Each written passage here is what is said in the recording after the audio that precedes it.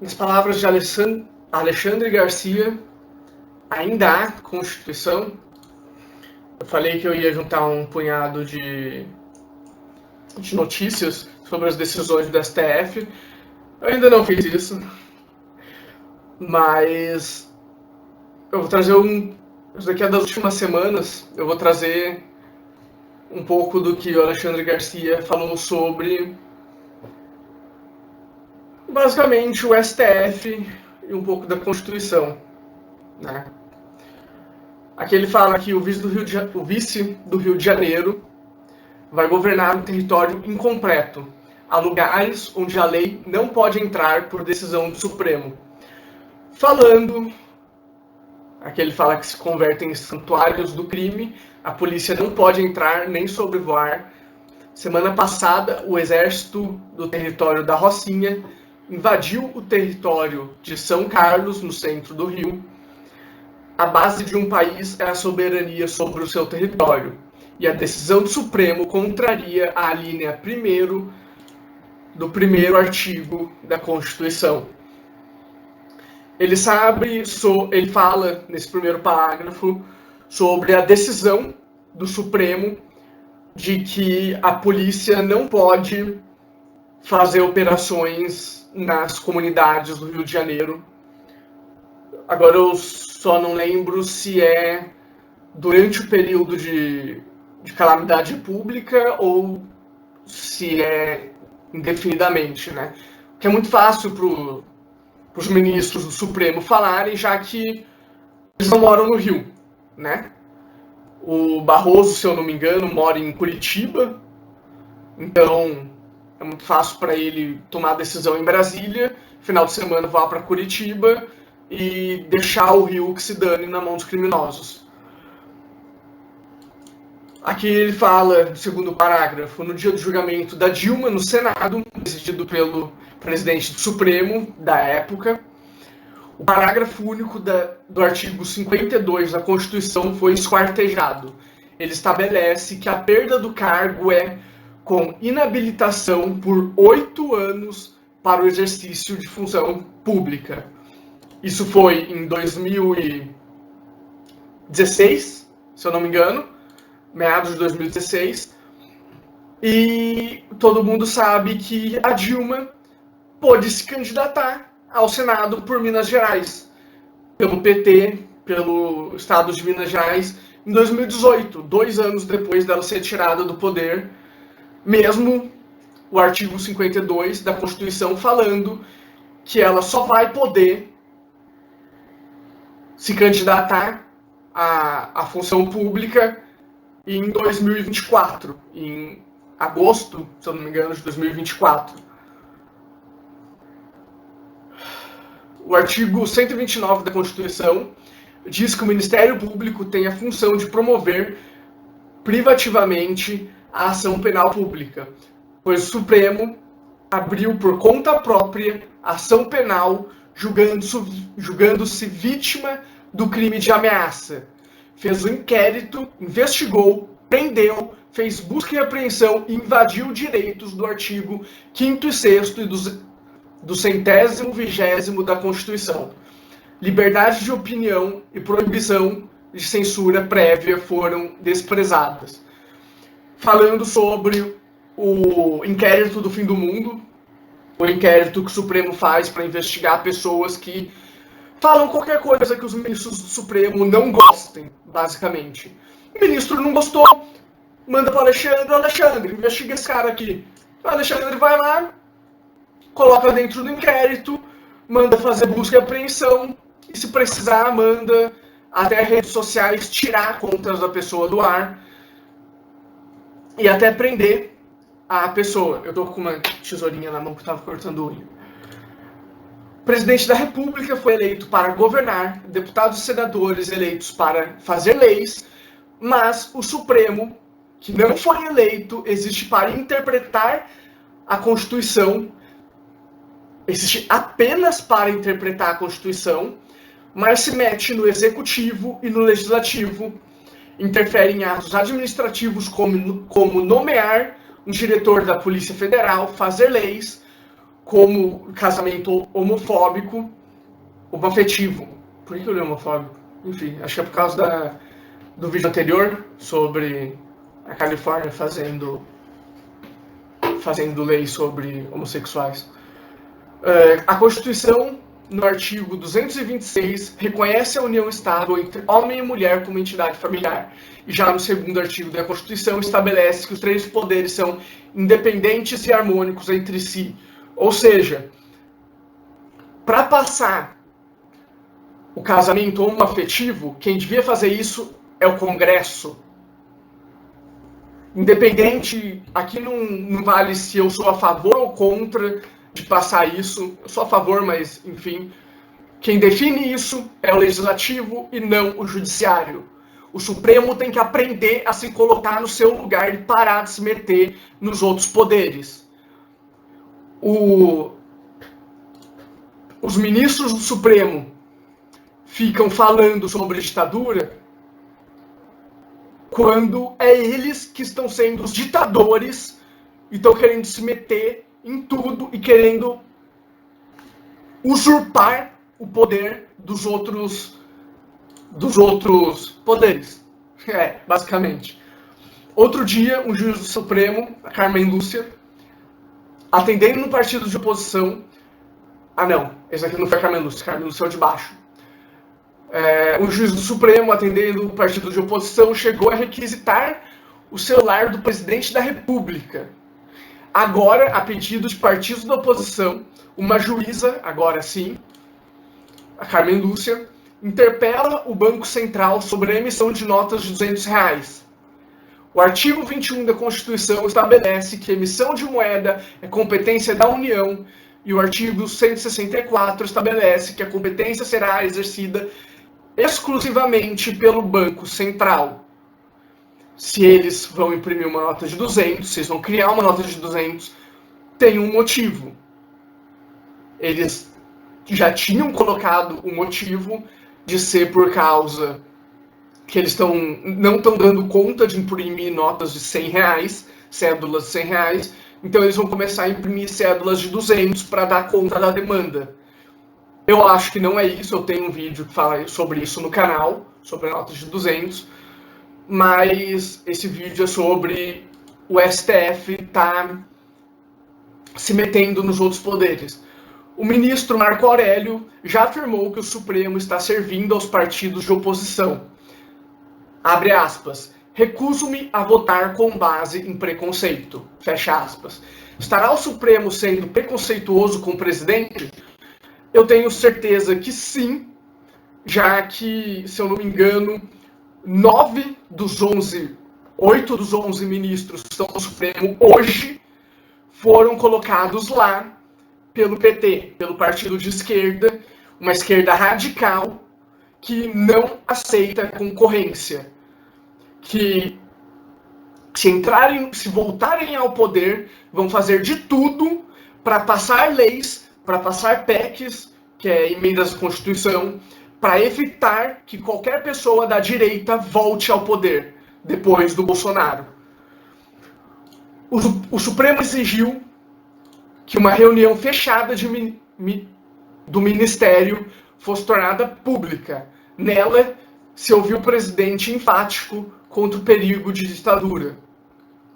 Mesmo tendo ouvido isso, um ministro disse para o mundo, em inglês, contracenando com um ex-juiz de corte alemã, que o presidente defende a tortura e ditadura. Basicamente, eu não lembro quem foi o ministro, não lembro se foi o Marco Aurélio,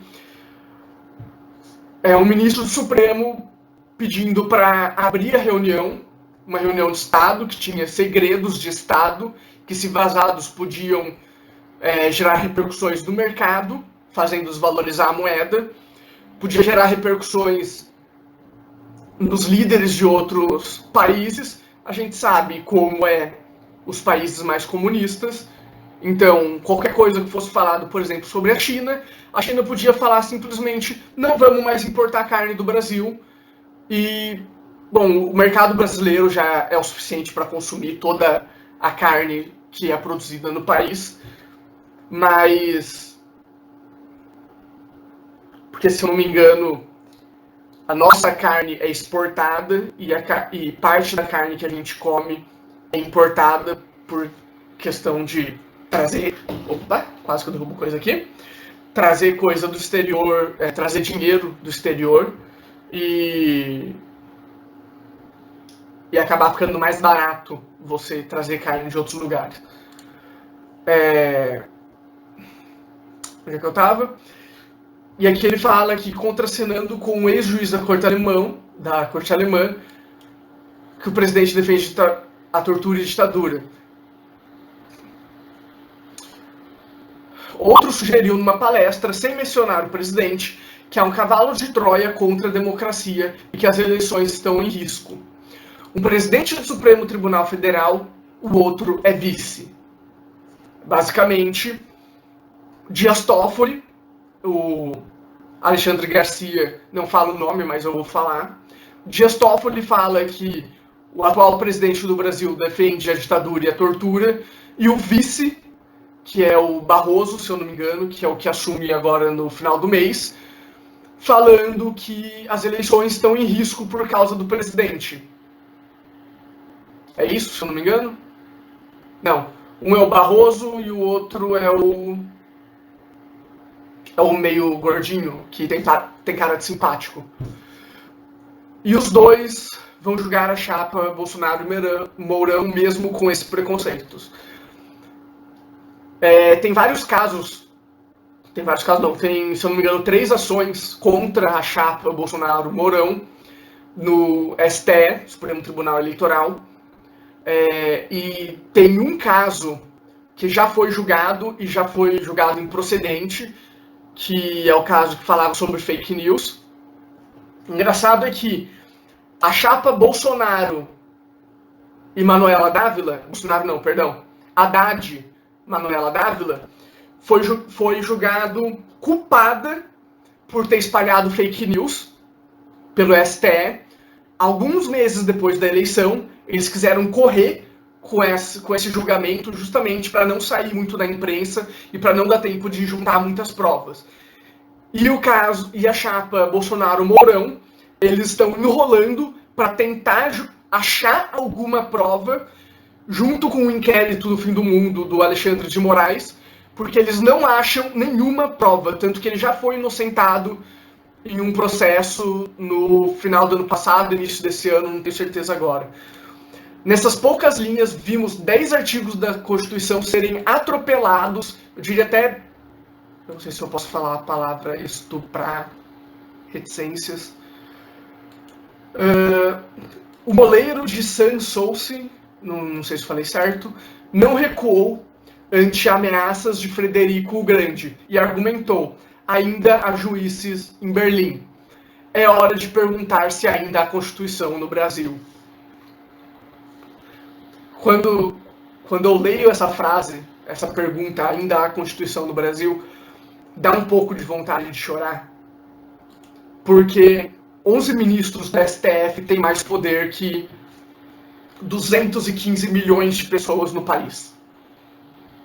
11 ministros do STF têm mais poder que 215 milhões de pessoas. E esses 11 ministros não foram eleitos. Eles foram colocados lá por um presidente, por um ex-presidente agora, que foi julgado em várias instâncias, condenado à prisão, quase 30 anos de prisão, por corrupção, por ter roubado bilhões dos cofres públicos. Outra matéria. Maior perigo à democracia brasileira é ignorar a Constituição.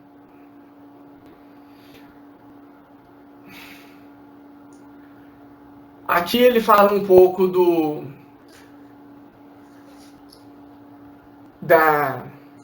presidente da Câmara e do Senado, Maia Alcolumbre, que foram até o Alexandre de Moraes, se eu não me engano, para pedir aconselhamento jurídico sobre eles poderem ou não serem reeleitos, já que o argumento é que a Constituição permite a reeleição do presidente, logo, o presidente da Câmara e do Senado também deve permitir. Só que a Constituição veda textualmente, como está escrito aqui no segundo parágrafo, a reeleição para esses cargos, exceto quando há mudança de legislatura. Tanto Maia quanto Alcolumbre foram eleitos em 2018 ao cargo de deputado e senadores, respectivamente, e foram eleitos a presidente das suas casas em início de janeiro ou fevereiro de 2019. Os cargos de presidente deles acabam em janeiro ou fevereiro de 2021, depois de 2 anos, e eles querem se reeleger. O Maia já está lá há 6 anos como presidente, porque ele foi presidente tapa-buraco, né, para cobrir o antigo presidente que teve o seu cargo de presidente cassado. Depois ele foi reeleito por causa que ele ainda estava no primeiro mandato dele. Foi considerado que um foi tapa-buraco e o outro foi eleição justa. Depois trocou de mandato e foi mandato diferente. Então, como está escrito aqui, exceto quando há mudança de legislatura, mudou a legislatura, ele pode ser eleito de novo. O Alcolumbre está no primeiro mandato. E eles foram procurar o Alexandre de Moraes justamente para ver se a Constituição deixava. Só que a Constituição também fala que um ministro do Supremo que auxilia qualquer parte do processo tem que ser julgado, tem que se considerar impedido de julgar aquele caso por parcialidade.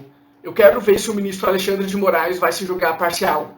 Eu duvido. Vai ser o mesmo caso do ministro Gilmar Mendes, se eu não me engano, que julga o pai da afilhada de casamento inocente. Então, ele é padrinho de casamento de uma mulher e o pai dessa mulher foi condenado, mas ele continua julgando esse cara porque ele não se acha parcial. Se a mãe dele, como diz o Augusto Nunes, se a mãe de Gilmar Mendes fosse para tivesse sido processada tanto pelo Estado como por alguém, Gilmar Mendes não se julgaria impedido. Ele não se julgaria parcial em questão a julgar a própria família. Outra matéria. Partidos de oposição tentam paralisar o governo e STF parece gostar disso. O ministro Marco Aurélio reiterou que o STF está sendo usado pela oposição para fustigar o governo Bolsonaro e disse que a corte não é um tribunal político e sim um tribunal constitucional. Foi criado para ser um tribunal constitucional, mas a partir do momento em que um presidente coloca alguém lá, sem que essa pessoa precise passar pelo voto da maioria da população, por exemplo, vira um tribunal político, porque o presidente da República vai colocar alguém que o agrade politicamente. Ele já havia dito isso na sessão em que o STF julgou a ação do PSB, que questionava o decreto de Bolsonaro que dava mais poderes à ABIN, Agência Brasileira de Inteligência. Marco Aurélio foi o único voto contra entre os 11 ministros. Para ser bem sincero, até o meio desse ano, eu pessoalmente não gostava do jeito que o Marco Aurélio julgava. Mas eu ouvia comentários falando que ele era um bom argumentador. Não sei se argumentador é a palavra certa. Que ele era muito bom em argumentar. Mas que ultimamente, nos últimos 3, 4 anos, ele estava votando contra a Constituição. Parece que ele voltou a votar a favor da Constituição. Só que o Marco Aurélio, ele tem problemas de saúde, ele se aposenta em novembro, daqui 2 meses e meio, Ele tem problemas de saúde, ele está de licença. Ele estava de licença no final do ano passado, ele está de nova licença agora, desde o meio do ano. Sinceramente, por mais que ele seja o único ministro da corte que eu esteja aprovando, entre aspas, eu acho que ele devia se afastar e cuidar da saúde dele. Saúde em primeiro lugar, na minha opinião. Então, me pesa um pouco falar que ele devia se afastar para cuidar da saúde, mas infelizmente é o que eu acho que ele devia fazer.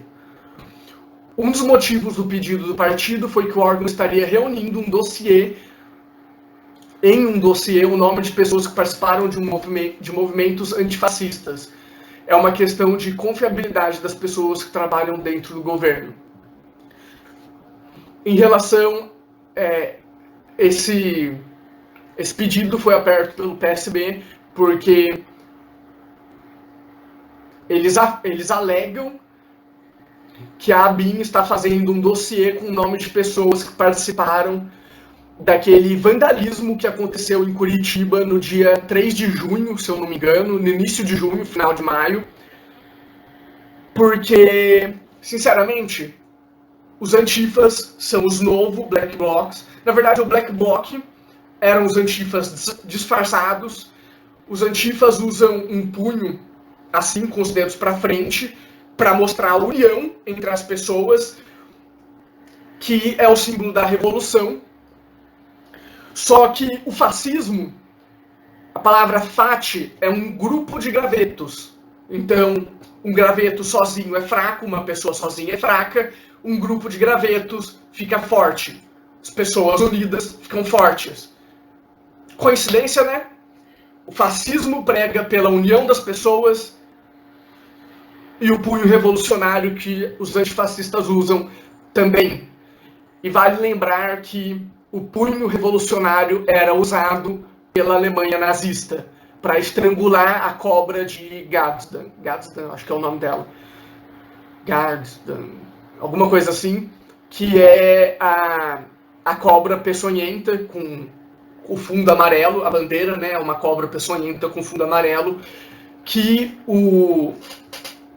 a palavra dela é justamente não me ameace, que eu vou me defender se você vier me ameaçar. E a Alemanha usava justamente o punho revolucionário para estrangular essa cobra, para dizer que eles vão te ameaçar e eles vão te estrangular a qualquer custo. E os partidos de esquerda, né, PSB, Partido Socialista Brasileiro, se eu não me engano, ele, como eu posso dizer, eles querem que os antifas continuem nas ruas para poderem alegar que eles são antifascistas e por eles serem antifascistas, o governo atual é fascista. Aqui,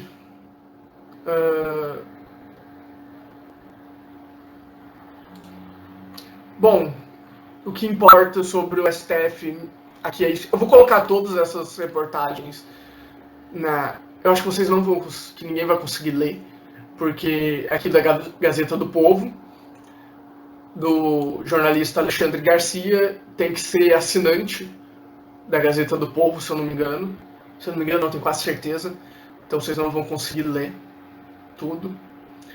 Aqui o Fachin, Edson Fachin, que é o que eu falei que é gordinho, que parece simpático, que é o vice-presidente do Supremo Tribunal Eleitoral. Em voto com 81 páginas, impôs limites ao uso de helicópteros nas ações policiais dentro do Rio de Janeiro. Parece que o STF está considerando que essa área não tem soberania nacional e não é integrante das leis nacionais. É uma espécie de secessão. Eu estava ouvindo hoje de manhã, na Jovem Pan, acho que era o próprio Alexandre Garcia falando que tinham pedido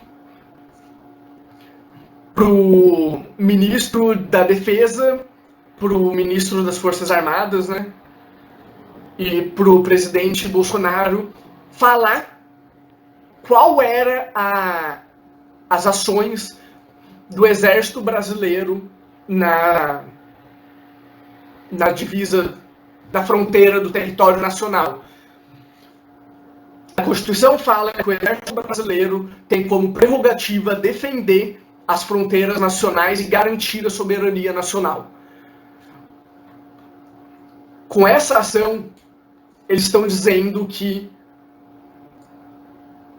as favelas, as comunidades, entre aspas, do Rio de Janeiro não são parte do território nacional, não fazem parte da soberania nacional. Se é assim, sinceramente, coloca um muro em volta das comunidades e não deixa as pessoas da comunidade entrar no país e ir para o centro do Rio de Janeiro. Quero ver até quando vai durar isso. E usa como base essa decisão. Bom, se a gente não pode entrar lá, eles não fazem parte da soberania, fecha.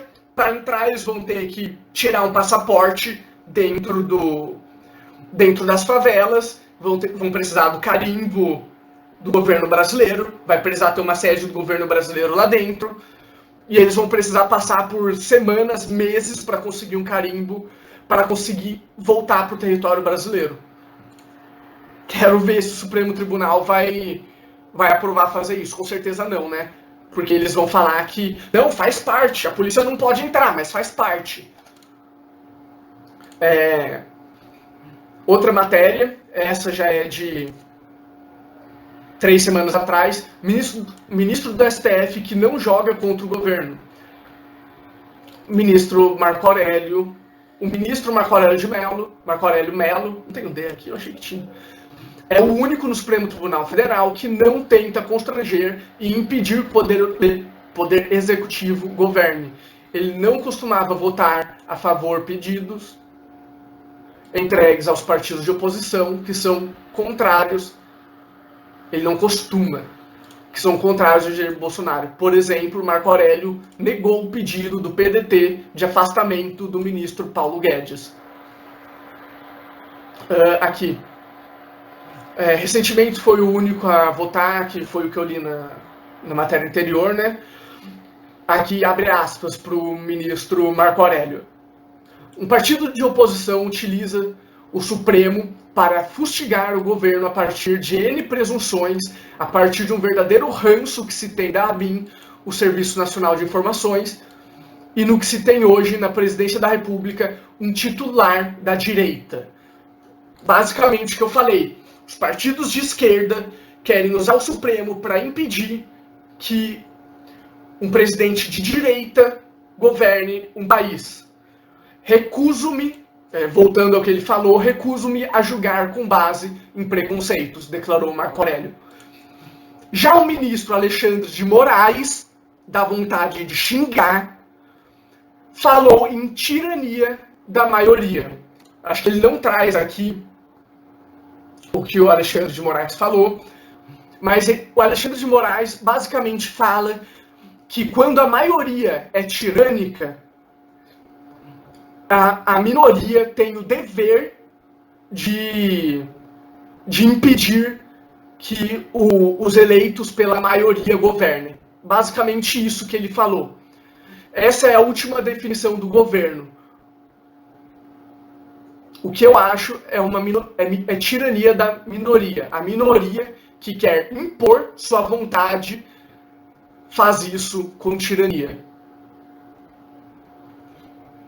Que é justamente o que acontece, por exemplo, na Venezuela. O Maduro não foi eleito justamente.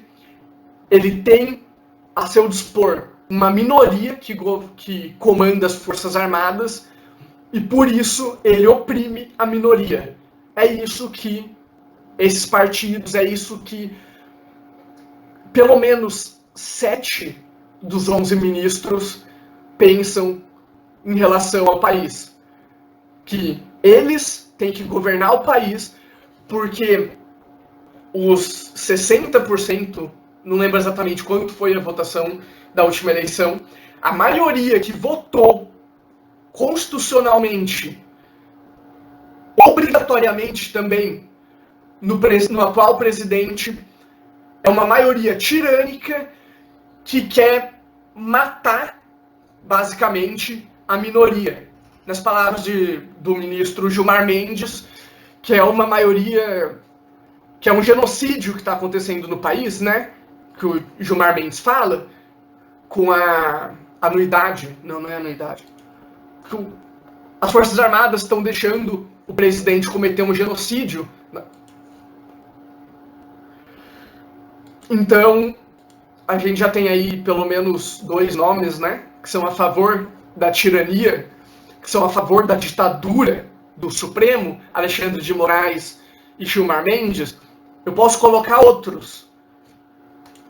Entre eles estava o ministro Marco Aurélio, até pouco tempo atrás, mas aí eram 8 contra 3, não 7 contra 4. Porque a vontade da maioria não precisa ser imposta dessa forma. A vontade da maioria é a democracia. Não é isso que eles falam?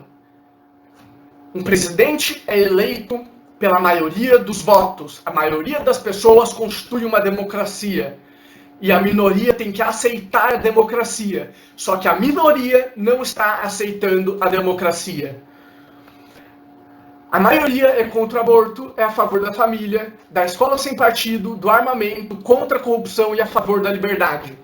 Mas esses ministros do Supremo, esses 10, né, que foi o que aconteceu no outro julgamento, 10 contra 1, esses 10 ministros do Supremo acham que a minoria tem que decidir essas matérias. Por exemplo, Alexandre de Moraes mostra o que é uma tirania monocrática, que é quando um poder, monocracia é quando uma pessoa, um poder, tem todo o poder para si. Ele manda prender blogueiros,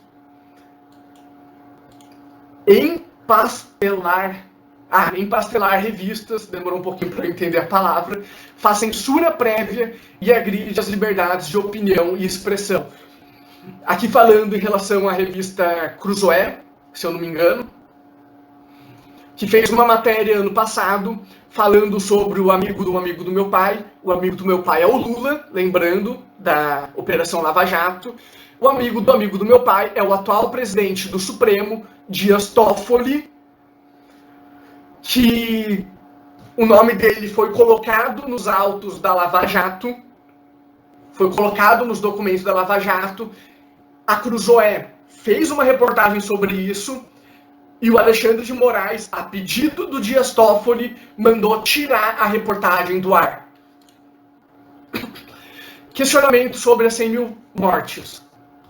Falam que as 100 mil mortes por Covid-19 é genocídio, que foi o que o Gilmar Mendes falou. Sim, é um genocídio praticado pelo boicote à hidroxicloroquina no tratamento da doença. Eu não diria que é exclusivamente em relação a isso.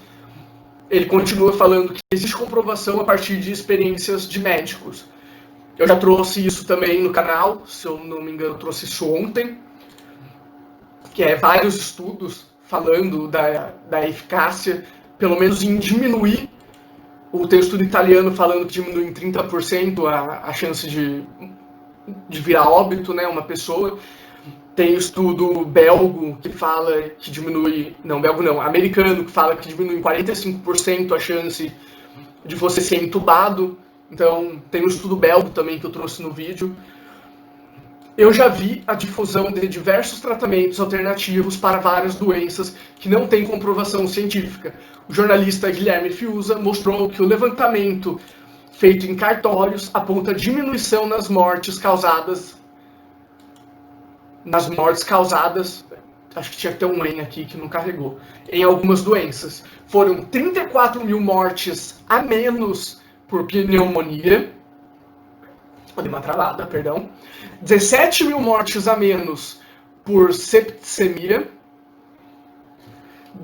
quase 10 mil mortes a menos por infarto, quase 5 mil mortes a menos por insuficiência respiratória e 5 mil mortes a menos por AVC.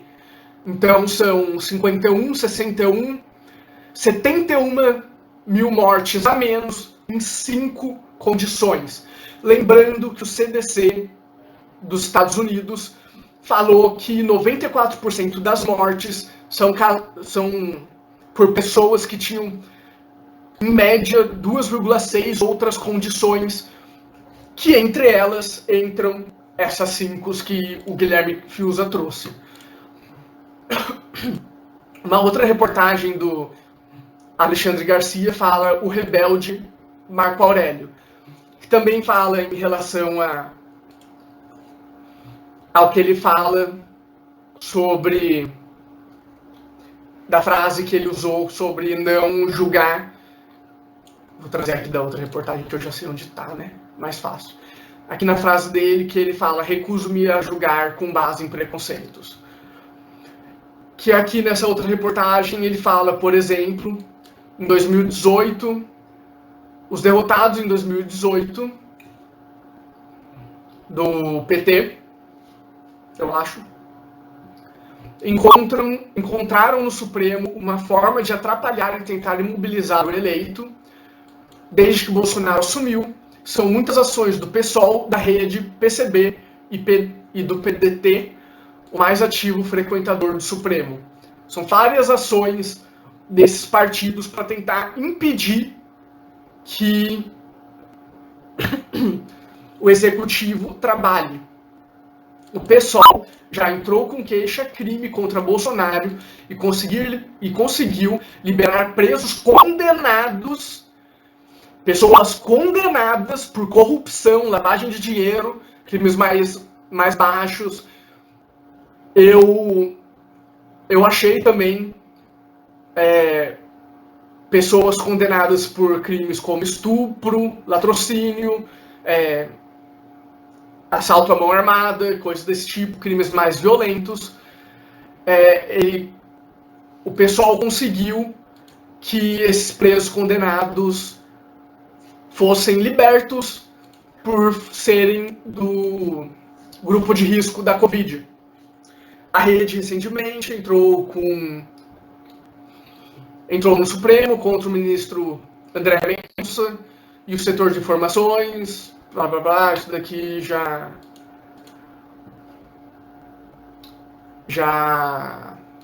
acho que eu já falei, né? Não. Acionou o Supremo contra o decreto do Ministério da Justiça e Segurança Pública que dá mais direitos de autodefesa aos cidadãos. Basicamente o que eles querem é: uma pessoa invadiu sua casa, você não pode se defender, você tem que dar suas coisas para a pessoa que invadiu sua casa, porque se você se defender, você está indo contra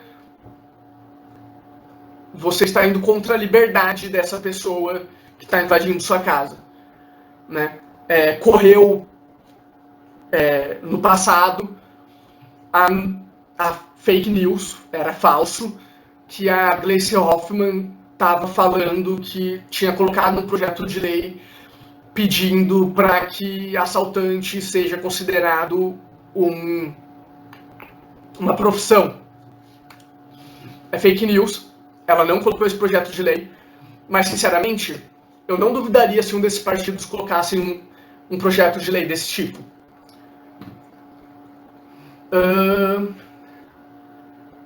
Aqui o PCB entrou contra a lei de liberdade do mercado e o PSOL contra a reforma da Previdência.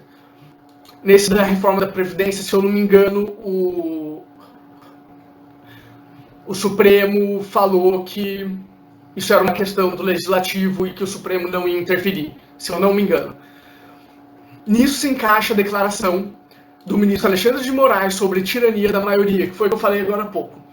Segundo seu raciocínio, o Supremo seria o órgão moderador para evitar abuso dos vencedores. Quer dizer, o tribunal é colocado acima da vontade das urnas ou do resultado das votações do Legislativo. Ora, sempre se soube que democracia é a vontade da maioria. É o que eu falei, ele basicamente está dizendo que o Supremo está acima de 215 milhões de pessoas no país. E eu tenho uma sensação de que se esse vídeo for bem digamos assim, esses mesmos ministros vão querer tirar esse vídeo do ar e vão querer apreender o meu computador, que é da onde eu trabalho, já que eu estou trabalhando em home office. O ministro Moraes fez um sofisma para justificar a ação do Supremo, a atuação que o rebelde Marco Aurélio identifica como preconceituosa. Aqui ele fala sobre o caso mais recente, é o Supremo como um instrumento de partidos minoritários, que imporia vontade diferente da expressa pela maioria das urnas. Que é justamente o que Alexandre de Moraes quer. Aqui é uma coisa que eu realmente não sei como descrever. Juízes querem mais dinheiro em plena crise. Eles vivem em Marte? Não, não é em Marte, Alexandre Garcia. Eles vivem em Plutão. Já não é mais um planeta, infelizmente, já faz algum tempo. Mas é bem mais longe que Marte. Eu acho que quem está em Marte consegue enxergar a crise. Aqui, quero falar só sobre esse ponto, não sobre o resto da reportagem. O Tribunal de Justiça de São Paulo está propondo um aumento de 55% no orçamento da Corte para o ano que vem, em plena crise econômica. Crise que quem trouxe ao Estado foi o governador, e quem deu a canetada falando que o governador podia trazer a crise era o Supremo em início de abril. O gasto anual saltaria de 12 bilhões para 19 bilhões. Lembrando que o auxílio emergencial, se eu não me engano, para cada mês, cada um dos 3 meses, era de 51 bilhões. Não, era 51 milhões de pessoas. Mas isso daqui esse salto é mais do que foi gasto com a saúde durante a pandemia. Não, durante o auxílio emergencial, só se não me engano. Eu acho que o que eu falei anteriormente estava certo. Foi gasto 51 bi com o auxílio emergencial, com as 3 primeiras parcelas do auxílio emergencial, eu acho. O valor sustenta o trabalho de 360 desembargadores, 2 mil juízes e 43 mil servidores. Ou seja, são 45 mil pessoas que vão receber 7 bilhões a mais de reais. 45 mil pessoas recebendo 7 bilhões. Dá raiva. Segundo o Estadão, a média de salário do Tribunal de Justiça de São Paulo é de R$ 39.200. Esse é o teto constitucional. Eu nunca vi a média de salário ser o teto constitucional. Isso significa que muitos servidores recebem acima do que é permitido. Parece que a Corte está em Marte ao apresentar o pedido de acréscimo de 55% nos gastos públicos. Dizem que a maior parte da verba é destinada aos servidores. Sinceramente, eu queria que essas pessoas passassem 1 ano recebendo salário mínimo. E não podendo movimentar o dinheiro que está nas suas contas, obviamente, né? Já que eles provavelmente têm milhões nas suas contas e vivem... Teve o procurador, se eu não me engano, do Mato Grosso do Sul, ou do Mato Grosso, que recebia 20 mil e falou que era uma afronta os procuradores do Estado não receberem o reajuste que eles queriam. Pô, 20 mil não é o suficiente? Caraca, você tá mal, hein? Tá gastando com o quê? Tá precisando que a PF veja suas contas para ver o que você tá gastando? Mas, isso daí é outra questão.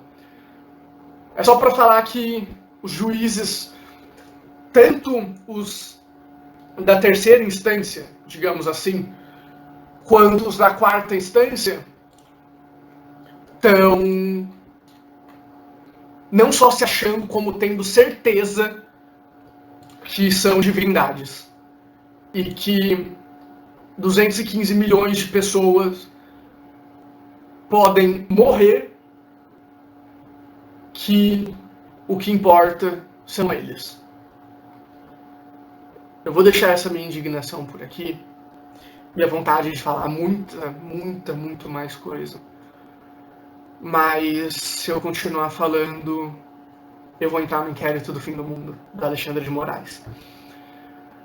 E eu tô ficando com fome já. Valeu!